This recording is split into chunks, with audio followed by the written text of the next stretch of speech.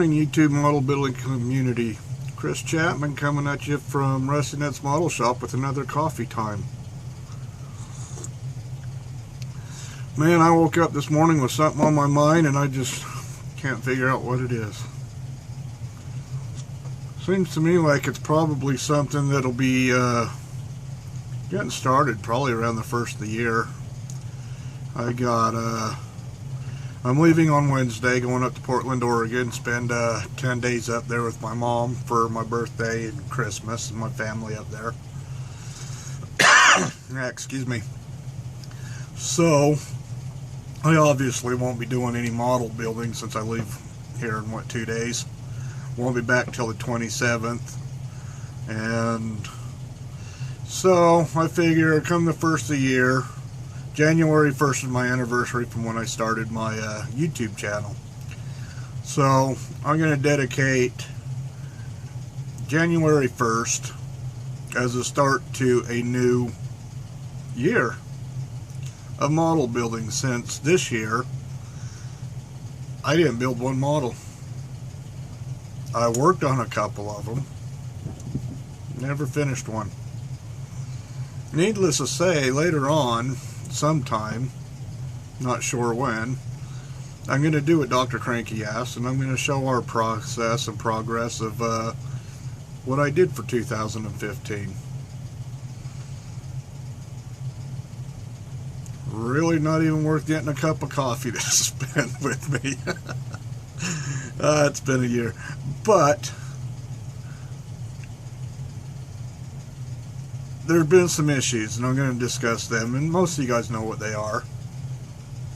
And it's going to be touching on to a video that I saw by Dr. Cranky responding to a video by Rusty K, of which I went and watched the video by Rusty K after I saw Dr. Cranky, and got some tips and pointers for you, buddy.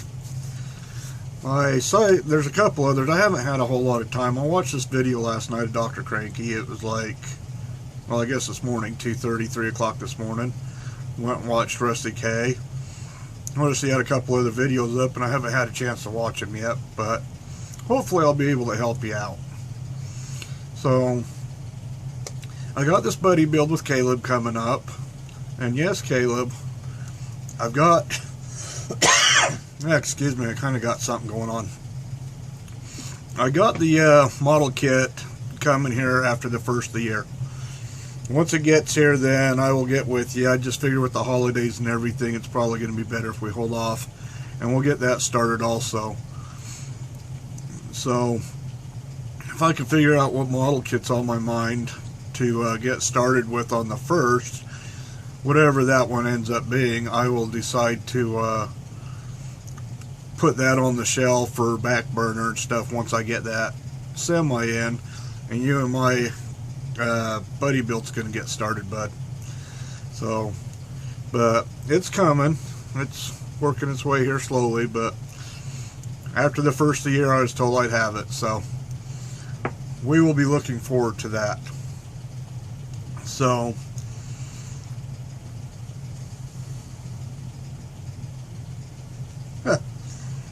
I love it when my dog looks at me with that WTF look on her face. What a weirdo. So yeah, kicking back, drinking some coffee. You know, it's been one of them years that I need to get serious here for a minute. I had all the time in the world being unemployed to build models. My problem and my issue is, and this is just flat out honest, I got so involved with so many builds and so many projects, I couldn't keep up with any of them, even being unemployed. Started getting frustrated, Rusty K, with trying to get something done and it not going because I'm trying to push it and force it and stuff, and having mistake after mistake after mistake, So then I push it off to the side, get something else, work on it for a bit, and then I got into the same thing. Push it, push it, push it. And it just created issue after issue after issue. So needless to say, I had kit after kit after kit after kit started, all with issues. That if I would have just focused on one kit, and I know Cliff, Roadhog, is going to agree with me 100% on this one. If I would have just focused on, say, the cancer build from 2 years ago, maybe it would be done now without all the issues. But things were going great on it, and then I got to where it was ready to start putting together. And if you remember correctly, I went in, cut the doors, stuff, did my first, things were going great. Got all of it, starting to put it together and stuff, doing final touches. And it just seemed like it fought me. Anything and everything I did to it. And I had the chassis, the interior, everything going together. I just got done painting my, or clear coating the body. And not sure who. I had to leave, so I figured I'd just go ahead and leave it sitting inside my paint booth, because I had to leave for like 10 minutes was all. And there's like 4 people here. And when I came home, there's a freaking fingerprint on my clear coat, but nobody knows how it happened.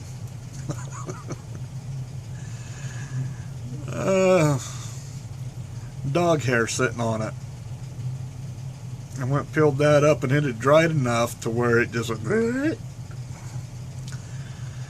So needless to say, I don't want to strip the whole thing down, because I've got a lot of work, a lot of taping, and a lot of different colors going onto that car.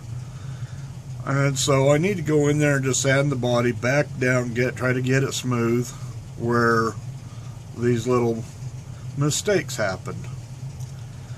And at that point I got so frustrated, I put it in a box, figuring I'm going to let it cure and I'll get back to it, and I haven't. Then we had the GSL show coming up.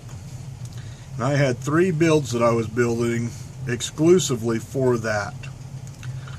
And I was coming along pretty good. Things were going and stuff. And then I ended up getting work a month before. And I came home from work after a 12, 13, 14 hour day. Wasn't able to do anything. I'm just so worn out and tired. Needless to say, not one of them models were built or ready to go for the show. I ended up taking some older models, and I did pretty good there. Got a lot of good comments and stuff like that. But I didn't take anything that I felt I would win at anything. I don't go to these shows to win things. I go there to show them and get pointers and tips and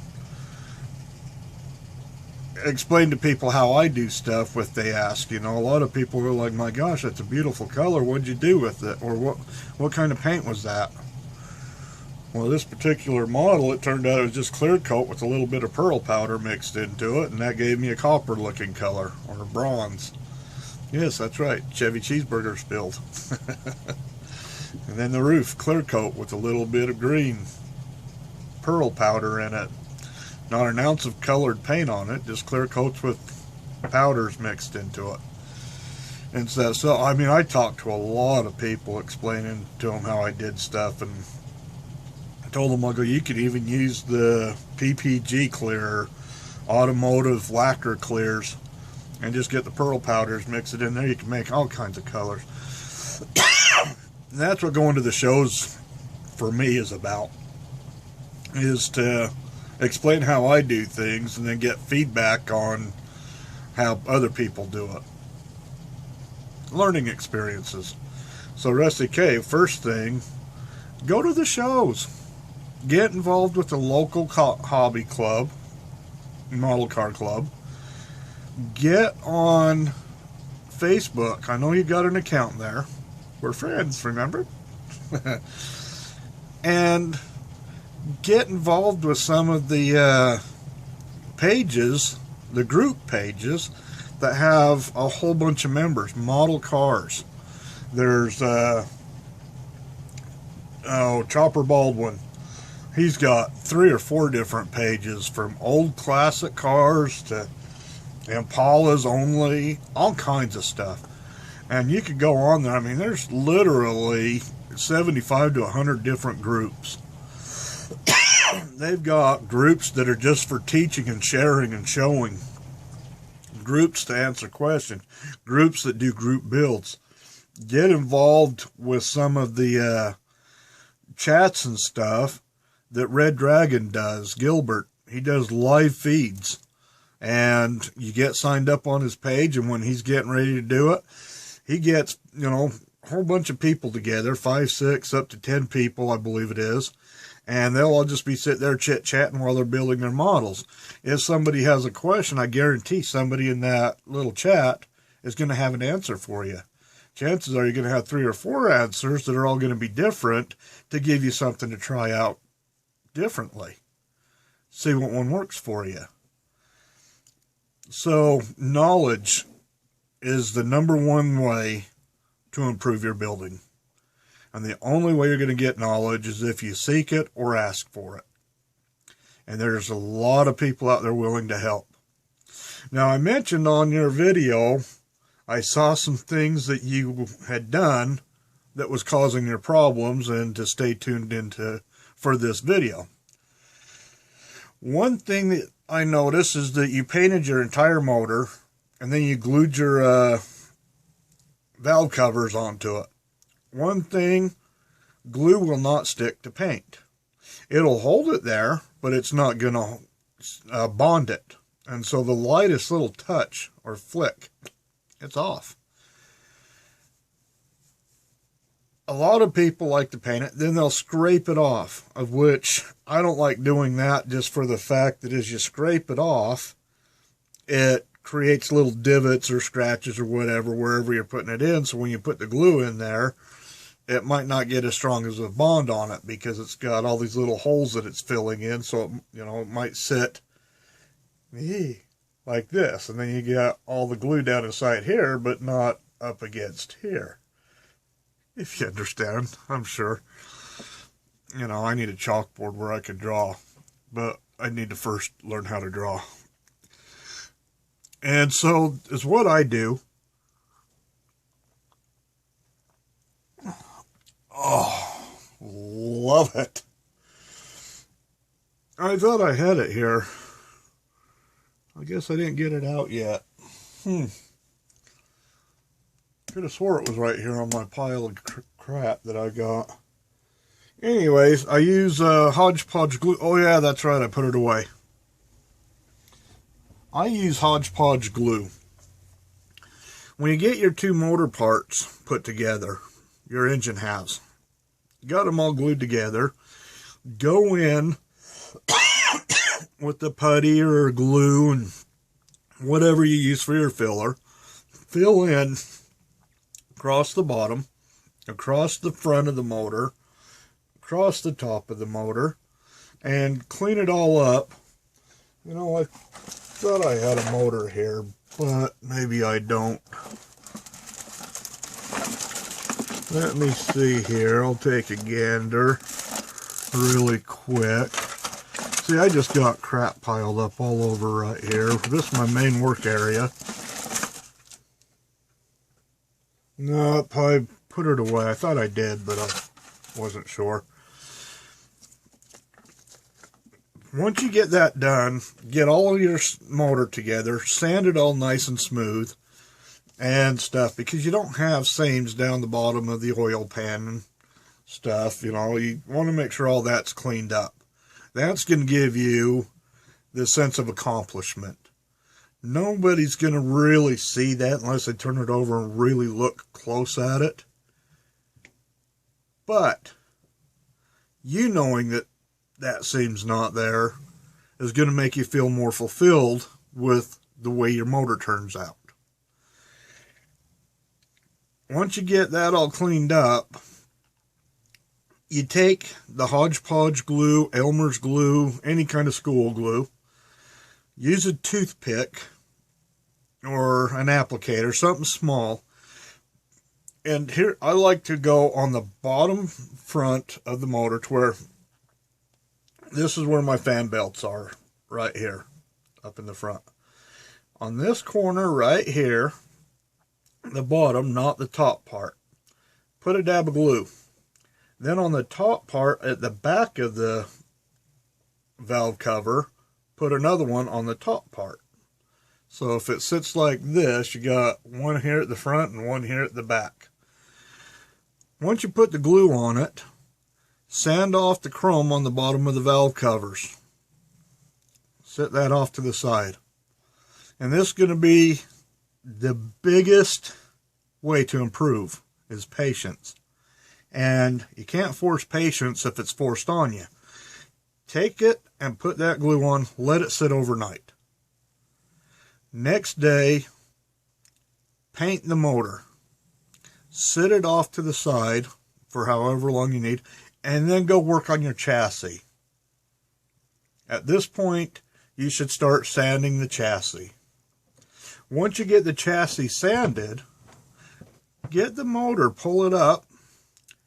With your fingernail, you can pluck the Elmer's glue or Hodgepodge, the glue off, of which now leaves two solid clean areas that's styrene only. No scratches, no scrapes, no paint, of which the paint, and I like to actually sometimes tape it off, because if you have paint build up there, it's going to make the headset a little bit higher. However thick your layer of paint is, it's up. If you just tape that whole thing off, you don't have to worry about it. But there's some areas where you can't, like where the carburetor goes in. Put some glue on there and then just pluck it off once it's hard. It pops right off. And then you got yourself a nice clean area, and then you can set your carburetor down on top of it. And when you do that, you're bonding the carburetor of bare styrene that wasn't painted because you had glue on it to the port where the carburetor goes into the the intake, which had glue in it, preventing it from getting goobered up. And you're going to get a 100% solid bond when you glue that together. And it's going to be strong. It's not going to flip off and stuff because you didn't have the paint in it. So just little things like that is going to get you a stronger bond to where when you're sitting there messing with it, it's not going to break. Then you start to feel more accomplished again. That achievement feeling comes across, making you feel good. While you're doing that, some areas, like your exhaust, you were showing that it didn't fit down in there right. Chances are you probably painted everything and then you glued it onto the paint. It didn't stick, so it's moving. Yeah, it's not going to fit down in there. It doesn't have nothing to hold it. Where you put your exhaust port, where it mounts to your chassis, put a dab of glue right there. Put a dab of glue on the part that's going to join up, then paint it. Now, getting back to the patience part, if you turn around and glue your valve covers on, sit that off to the side. At that point, go in, work on your body. Do your whole sanding of your body. When your whole sanding of the body is done, you pick up the motor, and you take your carburetor and put it on. Sit it off to the side. Go and prep the interior. Once you get that done, pick that up, add your exhaust pipes to it. Set it off to the side. That's going to give the time for the glue to bond and melt and hold. Again, sense of accomplishment. You're not rushing that. You're not forcing it. You're not getting frustrated with that because you spent maybe 3 minutes every time you picked it up. Boop. Set it down. Work on the body. Pick it up, 3 minutes. Exhaust. Put it down. Work on the interior. Pick it up. Put the fan belts on. Put it down. Get the tires together. Set them off to the side. Pick up the motor. Add your wires. Whatever you're going to do to it.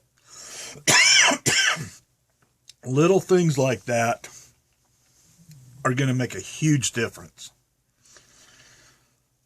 I know they did with me, and that's where I got into trouble, and why I've got like 8 or 9 kits is I was trying to just jam it all in so that I could get them ready for the show. Started getting great weather, and the time that I did have to build, I put it into riding, because being unemployed, I didn't have a chance to go out and ride very often. Not having any money for gas, and saving every little dime that I have in case I need to go to the store. I've got gas in the bike.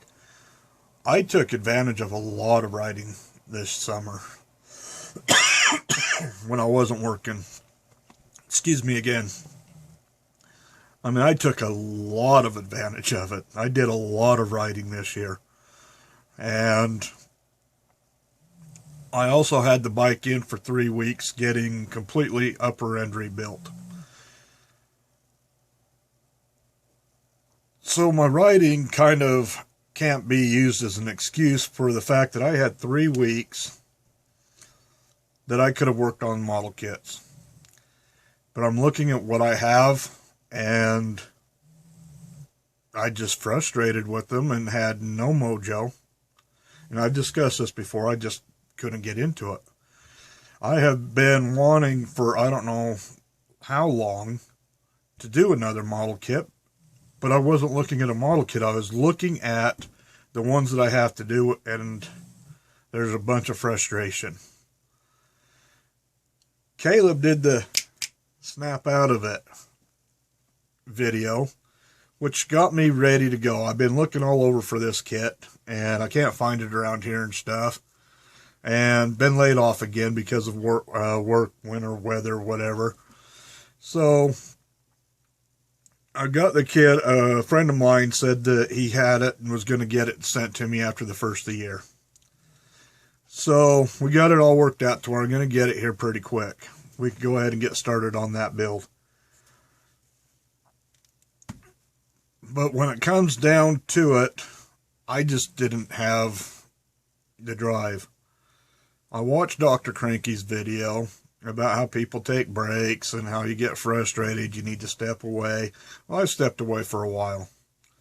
I went over, looked at my kit, and I thought, I need something quick, simple, easy build just to get me going again.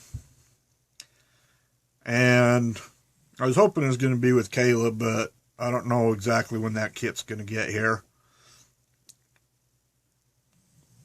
And what my schedule's going to be like once we're back working and things. So, to get started,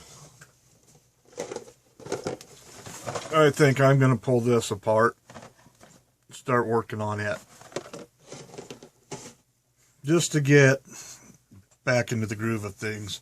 Not to mention, it's been so long, I might need to turn around and practice on something for a little bit before Caleb really makes me look like garbage. I'd like to at least present something decent. So, that's kind of my plans. That's my advice. Take your time. If you're working on your interior, you got to put your seats down.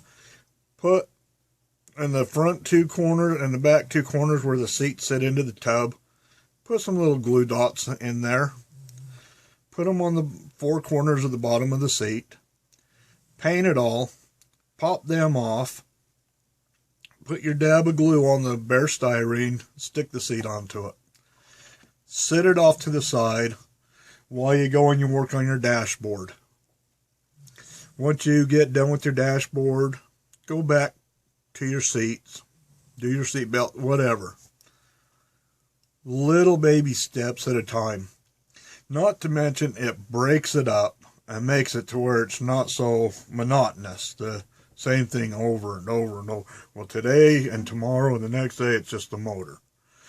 It's going to be the chassis on this day and this day, then the body this day and this day, then the interior. If you break it up and do a little parts at a time, it keeps you focused on something new and takes your mind off of what you've done. And then as you put it all together, you get that, wow, this is boom, boom, boom, boom, boom, boom, boom, going together smoothly. And so, and test fit everything. Make sure that it's fit well.